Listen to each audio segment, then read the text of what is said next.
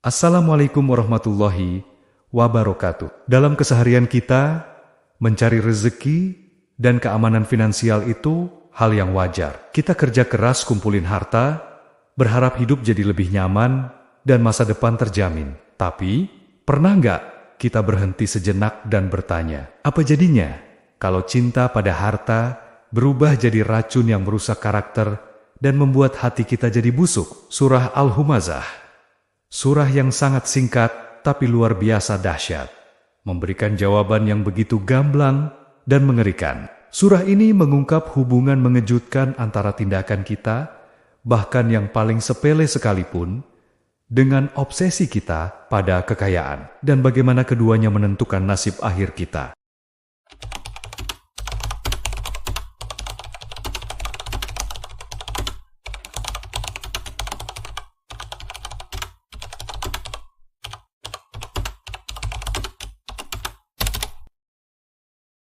Mari kita bedah makna surah ini ayat per ayat berdasarkan sumber tafsir Al-Kabir. Ayat pertama bunyinya, Wailul likulli humazatil lumazah. Artinya, celakalah bagi setiap pengumpat lagi pencela.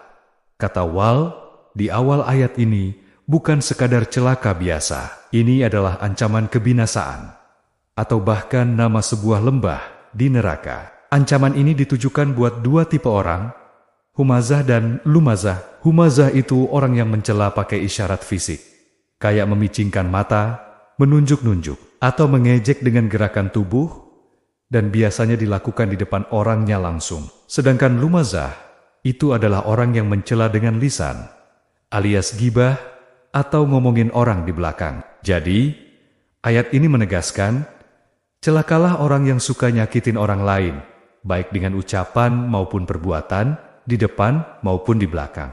Lalu, apa sih ciri utama orang-orang ini? Ayat kedua menjawab, Allazi jama amalo wa dadah.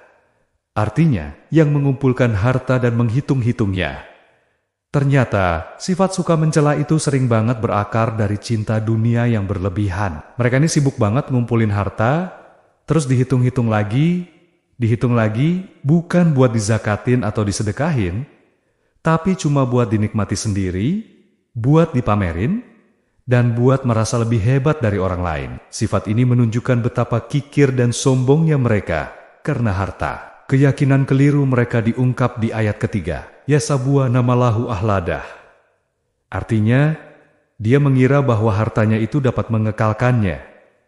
Ini nih puncaknya, saking cintanya sama harta, mereka sampai punya pikiran aneh. Mereka pikir, harta yang seabrek itu bisa bikin mereka hidup selamanya di dunia, atau minimal bisa menyelamatkan mereka dari kematian. Tentu saja ini pemikiran yang salah besar, karena satu-satunya yang abadi hanyalah Allah Ta'ala. Keyakinan seperti ini bahkan bisa menjurus pada kekafiran, karena jelas-jelas harta nggak ada gunanya di akhirat nanti kalau nggak digunakan di jalan yang benar. Allah langsung membantah keras anggapan mereka di ayat keempat, Kala layun bazan nafil hutamah. Artinya, sekali-kali tidak, pasti dia akan dilemparkan ke dalam al-hutamah. Kata kala di awal itu seperti tamparan keras. Hei, pikiranmu itu salah total. Harta nggak akan bikin kamu abadi. Justru, nasib mereka sudah ditentukan. Mereka akan layun bazan, dilemparkan dengan kasar dan hina ke dalam al-hutamah. Apa itu al-hutamah? Ayat kelima bertanya, Wama adraka mol hutamah. Dan tahukah kamu apakah al-hutamah itu? Pertanyaan ini bukan buat nunggu jawaban, tapi buat menekankan betapa dahsyat dan mengerikannya tempat itu. Ayat ke-6 langsung memberikan jawabannya. Narulahil mukadah, artinya yaitu api azab Allah yang dinyalakan. Jadi, al-hutamah adalah api neraka, tapi bukan sembarang api. Ini adalah api Allah yang dinyalakan dengan sempurna. Panasnya luar biasa dan gak akan pernah padam. Kengerian api ini dijelaskan lebih lanjut di ayat ke-7. Alati tataliu, alal afidah, yang naik sampai ke hati. Ini dia yang paling bikin merinding. Api neraka itu punya kemampuan khusus untuk menembus tubuh, melewati kulit dan daging, langsung membakar sampai ke hati. Kenapa hati? karena hati adalah pusat segalanya. Dari hatilah muncul niat-niat buruk, kesombongan, kekikiran, dan rasa iri yang jadi penyebab mereka masuk neraka. Jadi, azabnya langsung mengenai sumber masalahnya. Keadaan mereka di neraka digambarkan di ayat ke-8. Innaha alaihim musadah. Sungguh, api itu ditutup rapat atas diri mereka. Neraka itu terkunci rapat-rapat. Nggak ada celah sedikit pun buat keluar, nggak ada udara segar, dan nggak ada harapan untuk lari. Ini menegaskan bahwa hukuman mereka bersifat kekal, tanpa akhir. Dan yang terakhir, ayat ke-9. Fi amadin mumadadah. Sedang mereka diikat pada tiang-tiang yang panjang. Udah dikurung di dalam api yang tertutup rapat. Mereka juga diikat di tiang-tiang panjang. Imam Al-Razi menafsirkan ini bisa berarti tiang dari api. Rantai panjang yang membelenggu tangan dan kaki mereka. Atau bisa juga tiang-tiang raksasa yang dipakai untuk mengunci pintu-pintu neraka biar makin gak bisa dibuka. Semua ini tujuannya satu, memastikan mereka gak akan pernah bisa kabur dari azab yang pedih itu.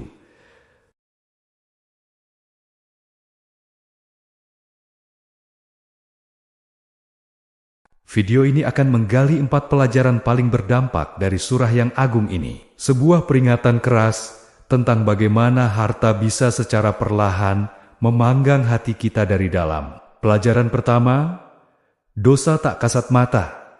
Ancaman keras untuk cemoohan lewat isyarat. Surah Al-Humazah dibuka dengan ancaman kehancuran yang sangat berat. Wailun, yang ditujukan bukan hanya untuk pencela dengan lisan, tapi juga bagi mereka yang mencela tanpa kata-kata. Ini merujuk pada tindakan merendahkan orang lain lewat isyarat fisik, seperti memutar mata, mengerutkan hidung, atau anggukan kepala yang mengejek. Ada juga ulama yang menafsirkan humazah sebagai celaan di depan orangnya, sementara lumazah adalah celaan di belakangnya, atau gibah.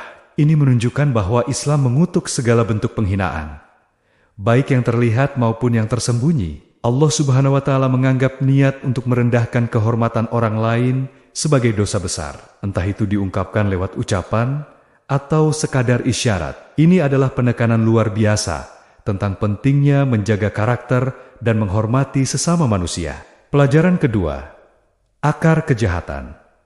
Obsesi menghitung harta yang menciptakan ilusi keabadian. Surah ini langsung mengaitkan dosa merendahkan orang lain dengan akar penyebabnya.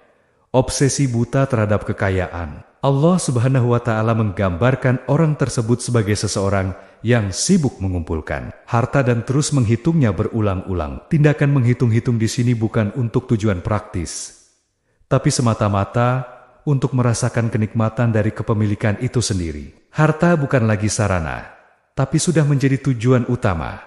Sebuah berhala modern. Obsesi ini adalah manifestasi dari penyakit hati atakasur, yaitu berlomba-lomba memperbanyak kemegahan dunia. Konsekuensi paling berbahayanya adalah lahirnya ilusi bahwa harta bisa memberikan keabadian. Kesibukan dengan dunia material membuat seseorang lupa pada realitas kematian dan akhirat.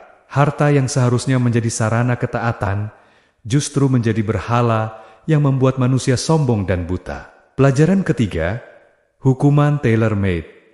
Api yang langsung membakar ke pusat hati. Sebagai balasan atas keyakinan sesat mereka, Allah Subhanahu wa Ta'ala menyiapkan hukuman spesifik, yaitu api neraka bernama Al-Hutama. Yang membuat api ini begitu mengerikan adalah karakteristik uniknya. Ia menembus langsung hingga ke pusat hati. Ada keadilan yang luar biasa dalam hukuman ini. Hati adalah pusat keimanan dan gudang segala rahasia. Karena hatilah yang menjadi sumber penyakit, tempat keserakahan, kesombongan, dan niat busuk disimpan, maka hukumannya dirancang khusus untuk menargetkan pusat kebusukan itu terlebih dahulu. Hukuman yang seolah dibuat khusus ini menunjukkan betapa presisinya keadilan Allah.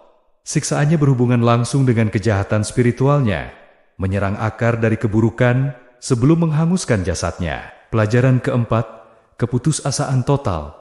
Neraka yang tertutup rapat tanpa harapan. Ayat-ayat terakhir surah ini menggambarkan betapa final dan abadinya hukuman tersebut. Api neraka itu digambarkan ditutup rapat atas diri mereka. Penutupan rapat ini menandakan sebuah keadaan tanpa harapan. Tidak ada jalan keluar, tidak ada celah untuk melarikan diri, dan tidak ada rahmat yang bisa masuk. Detail lainnya adalah bahwa mereka diikat pada tiongcong panjang yang semakin melukiskan kondisi keterkungkungan abadi dan ketidakberdayaan total. Gambaran ini menyampaikan sebuah kondisi keputusasaan mutlak, konsekuensi puncak dari kehidupan yang didedikasikan untuk kesombongan duniawi dan materialisme. Surah Al-Humazah adalah pengingat abadi yang keras bahwa kemewahan materi tidak ada artinya jika hati telah terjangkit penyakit kesombongan dan ketamakan. Surah ini mengajarkan bahwa tindakan yang kita anggap remeh, seperti cemoohan lewat isyarat, punya konsekuensi yang luar biasa besar di hadapan Allah Subhanahu wa Ta'ala, terutama jika berakar dari penyakit hati. Pesan utamanya jelas: harta tidak dapat membeli keselamatan, dan ia akan menjadi bahan bakar siksa jika menjadi sumber keangkuhan. Setelah merenung, mari kita bertanya pada diri sendiri, apakah harta yang kita miliki saat ini berfungsi sebagai sarana untuk mendekatkan diri padanya? Atau jangan-jangan ia sedang diam-diam mengeraskan dan memanggang hati kita? Terima kasih sudah menonton. Jangan lupa subscribe untuk konten-konten bermanfaat lainnya. Sampai jumpa. Wassalamualaikum warahmatullahi wabarakatuh.